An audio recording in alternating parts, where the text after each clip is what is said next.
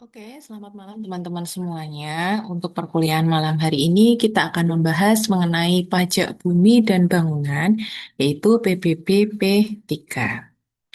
Oke, jadi PBBP 3 ini untuk sektornya berbeda dengan PBBP 2. Nah, sektor apa saja yang akan masuk dalam kategori PBBP 3? Yaitu yang pertama adalah perkebunan, perhutanan, dan pertambangan. Untuk definisi perkebunan, nah teman-teman perlu cermati di sini ya, bahwa perkebunan yang dimaksud dalam PBBP 3 adalah usaha pertanian yang diusahakan dengan pengurusan yang teratur dan sistematik. Jadi, perkebunan itu adalah definisinya satu wilayah, satu area kebunnya atau pekarangan eh, yang dia itu diolah sedemikian rupa untuk menghasilkan atau memproduksi eh, sumber daya tertentu ya, misalnya kebun sawit atau kebun tanaman produktif yang lain ya, yang kemudian dia dijaga agar tanaman itu rapi ya, digemburkan dan seterusnya. Kemudian dia mengeluarkan output produk yang teratur. Jadi dia bisa dipanen secara teratur ya. Nah, mengikuti jadwal. Oke. Nah, untuk peraturan dan surat edarannya atau SE-nya, teman-teman bisa baca di sini ya. Kemudian untuk objek pajak sektor perkebunan ini adalah tentu saja objek pajak bumi ya, tanah dan atau bangunan yang dimiliki, dikuasai atau dimanfaatkan orang pribadi atau badan. Jadi yang memiliki perkebunan itu bisa jadi orang ya, pribadi atas nama pribadi atau suatu badan ya, misalnya PT. Kemudian untuk jenis area dalam satu wilayah perkebunan. Di sini dibagi menjadi 4 ya. Nah, mari kita cermati. Yang pertama adalah areal produktif, yang kedua areal belum produktif, ketiga areal implismen, dan areal lainnya. Nah, untuk yang pertama, areal produktif ya, ini saya bold ya, ada beberapa bagian yang saya tebalkan. Ini adalah suatu area di dalam wilayah satu perkebunan yang telah ditanami ya, dengan komoditas perkebunan, baik yang telah menghasilkan maupun belum menghasilkan. Jadi kriteria utamanya adalah tanah atau area perkebunan yang telah ditanami ya. Jadi tidak hanya diolah tapi juga ditanami.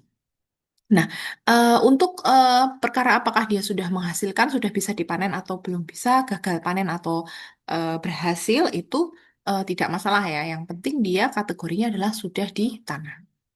Nah, kemudian di sini juga ada rumus ya untuk menghitung nilai dasar tanah. Kita lihat. Nah, nilai tanah untuk area ini merupakan penjumlahan dari nilai dasar tanah dengan standar investasi tanaman. Nah, tapi untuk case pembelajaran kita di awal, saya akan menghilangkan dulu unsur standar investasi tanaman. Jadi kita baru akan mempelajari nilai dasar tanah. Oke, nah rumus nilai dasar tanah itu sendiri adalah luas tanah area produktif dikalikan nilai dasar tanah areal produktif per meter persegi. Nah, nilai dasar tanah ini biasanya dalam bentuk rupiah. Ya, jadi luas tanah ya dalam satuan meter ya tentunya. Kalau satuannya hektar gimana, Bu? Teman-teman harus konversi menjadi satuan meter supaya setara. Ya, jadi luas tanah tersebut sekian meter persegi misalnya dikalikan dengan rupiahnya ya nilai dasar dalam satuan rupiah. Nah, nilai dasar tanah area produktif merupakan hasil penilaian di lapangan yang dihitung dalam satuan rupiah per meter persegi ya. Jadi ini benar-benar harus ukuran tanah perkebunan yang real ya, misalnya berdasarkan PPN atau SHM tanah tersebut. Untuk standar investasi tanaman ini saya lewati. Berikutnya, untuk kategori kedua yaitu area belum produktif. Ya, apa ini? Jadi area belum produktif merupakan satu area di dalam wilayah suatu perkebunan yang terdiri dari area yang sudah diolah tetapi belum ditanami dan area yang belum diolah. Ya, jadi misalnya gini, oh di satu perkebunan ya, perkebunan X misalnya punya PT X. Nah di situ ada sebidang tanah misalnya 200 meter, yang 100 meter ini sama sekali belum diolah. Yang 100 meter ini sudah diolah, sudah digemburkan ya, sudah dibersihkan lahannya, tapi sama sekali belum ditanami. Nah, kedua area tersebut kita kategorikan sebagai area belum produktif ya. Nah, untuk rumusnya nggak jauh beda ya dengan rumus yang sebelumnya, yaitu luas tanah area yang sudah diolah tetapi belum ditanami dikalikan dengan nilai dasarnya. Nah, teman-teman jangan khawatir ya, besok ujian insya Allah akan saya tunjukkan ya untuk eh, rupiah nilai dasar area tanah tersebut. Jadi teman-teman tidak perlu mencari panduannya. Sebenarnya ini ada panduan ya untuk sesuai ketentuan perundang-undangan ini sudah ada nominalnya. Tapi untuk case ujian nanti akan saya langsung berikan angkanya. Nah, notes di sini adalah termasuk biaya pembukaan lahan ya. Jadi misal nanti di soal diketahui biaya pembukaan lahan sekian rupiah ini harus ditambahkan. Kemudian nilai tanah untuk areal yang belum diolah, rumusnya adalah luas tanah belum diolah dalam satuan meter dikalikan nilai dasar tanah yang belum diolah per meter persegi. Kemudian yang selanjutnya, yang ketiga adalah areal emplacement. Nah, areal emplacement ini adalah satu areal di dalam wilayah satu perkebunan yang di atasnya ada bangunan-bangunan dan sarana pelengkap lainnya. Jadi di dalam satu wilayah perkebunan ya, masih dalam apa namanya satu wilayah itu di atasnya tidak hanya dibangun komoditas Bu, tapi ada bangunan, kemudian ada mungkin ada perumahan, ada jalan, ada gudang dan lain-lain. Berarti itu masuk area emplacement. Rumus untuk area emplacement adalah nilai tanahnya ya adalah luas tanah area emplacement dikali nilai dasar tanah emplacement. Nah, notes-nya di sini termasuk biaya pematangan jika ada. Ya. Eh, kemudian area lainnya adalah area tidak produktif, ya, seperti rawa, cadas, jurang. Jadi memang area tersebut masih milik pemilik si pemilik perkebunan tersebut, tapi sama sekali tidak dapat dimanfaatkan. Nah, itu ya. Mudahnya seperti itu.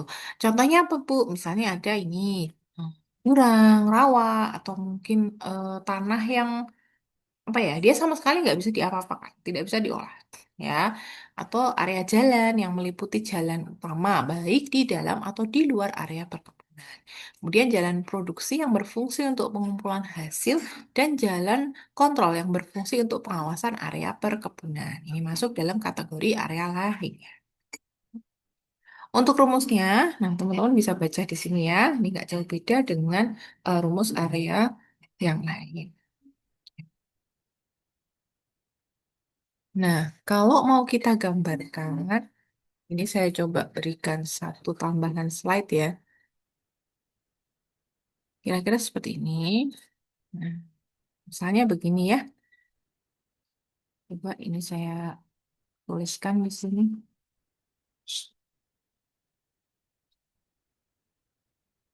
Misalnya ini adalah area perkebunan, maaf ya gambarnya kurang. Kebunan PTX.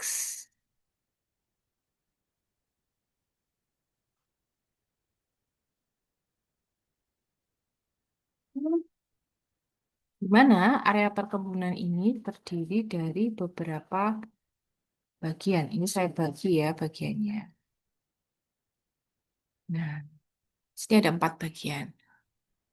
Misalnya untuk bagian pertama, paling kiri di sini, ini adalah area perkebunan yang belum diolah sama sekali. Ya, belum diolah sama sekali. Saya kasih ini A. Nah, kemudian untuk yang B, dia sudah diolah tapi belum ditanami. Ini yang B ya. Dia sudah diolah. Mohon maaf ya, ini sudah belum sudah diolah tapi belum ditanami. Kemudian C ini sudah ditanami. Dan D yang terakhir ya, ini adalah area apa namanya lainnya ya. Misalnya dia adalah area yang rawa ya, jurang rawa dan lain-lain yang sama sekali tidak bisa di.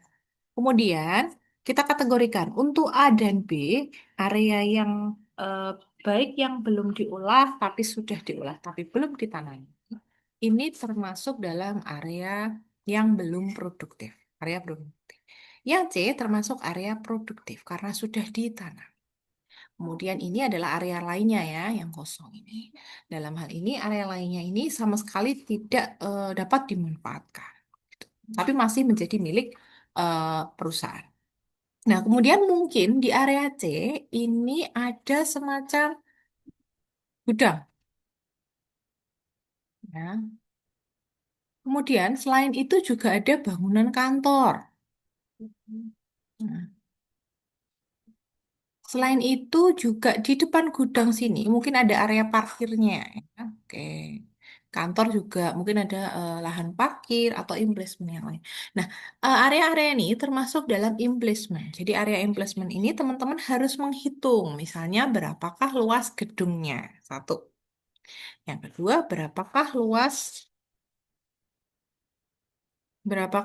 kantornya, ya, termasuk area emplacementnya. Nah, emplacement ini termasuk dalam tanah, ya.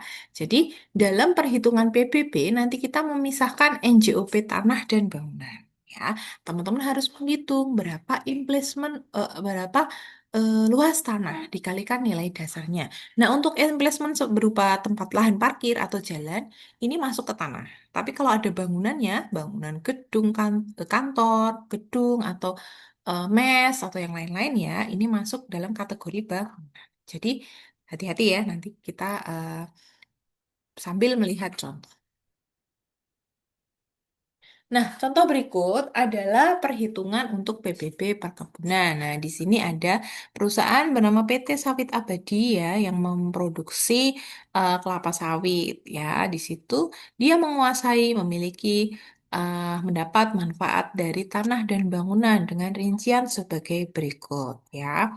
Kita lihat. Tadi saya sampaikan ya, kita bagi menjadi dua area, yaitu area tanah dan area bangunan. Untuk A, tanah, kita lihat di sini, yaitu terdiri dari area kebun dan emplacement. Area kebun dibagi lagi menjadi apa namanya, area sesuai dengan kriteria sebelumnya, ya, apakah dia produktif atau tidak produktif atau belum produktif, ya, atau yang kita lihat di sini ternyata adalah area produktif ya, yaitu usia tanaman yang sudah 2 tahun, luasnya 100 hektare, NDT-nya atau nilai dasar tanahnya Rp1.700 per meter persegi. Nah, untuk perhitungannya nanti teman-teman tinggal mengalihkan ini ya, luas tanahnya dikalikan dengan NDT.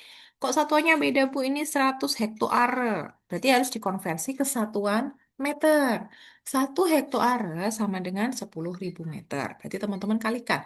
100 dikalikan 10.000. Dikalikan 1.700.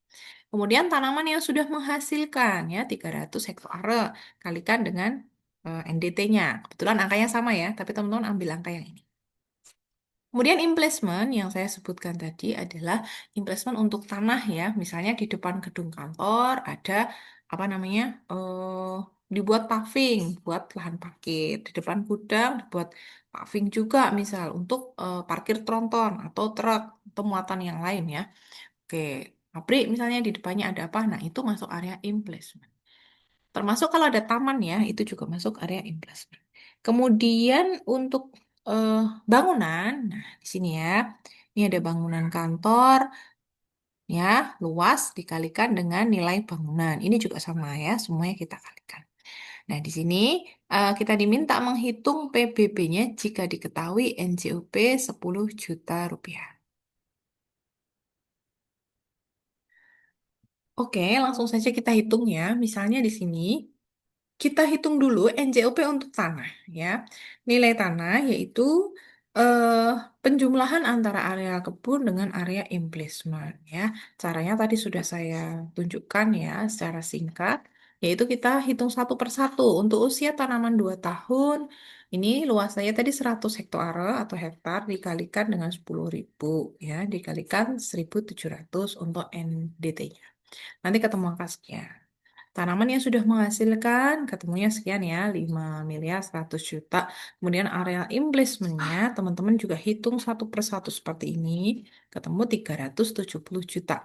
Kemudian nilai tanahnya berapa, Bu? Berarti ini penjumlahan dari ini ya, area kebun 1,7 M ditambah 5,1 M ditambah 370 juta, ketemu sekian.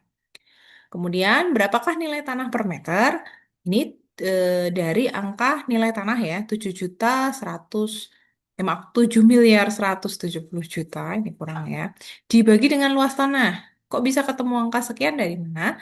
Luas tanah kita hitung dari perkalian antara ini ya, luas tanah dalam satuan hektar dikali 10.000.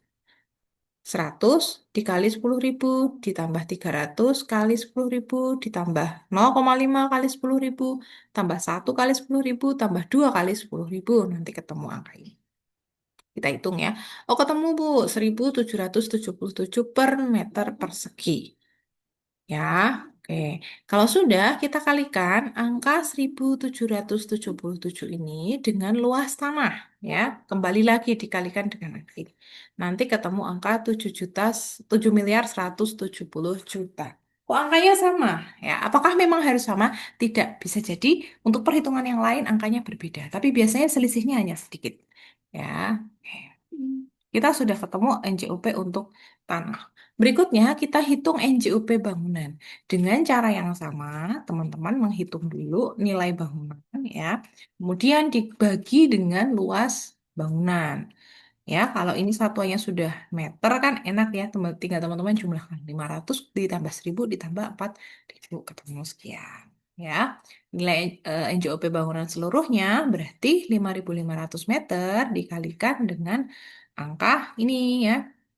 Nanti ketemu 2 miliar 314 juta sekian rupiah. Angkanya sedikit beda Bu, ada selisih ya. Memang tidak selalu sama persis ya.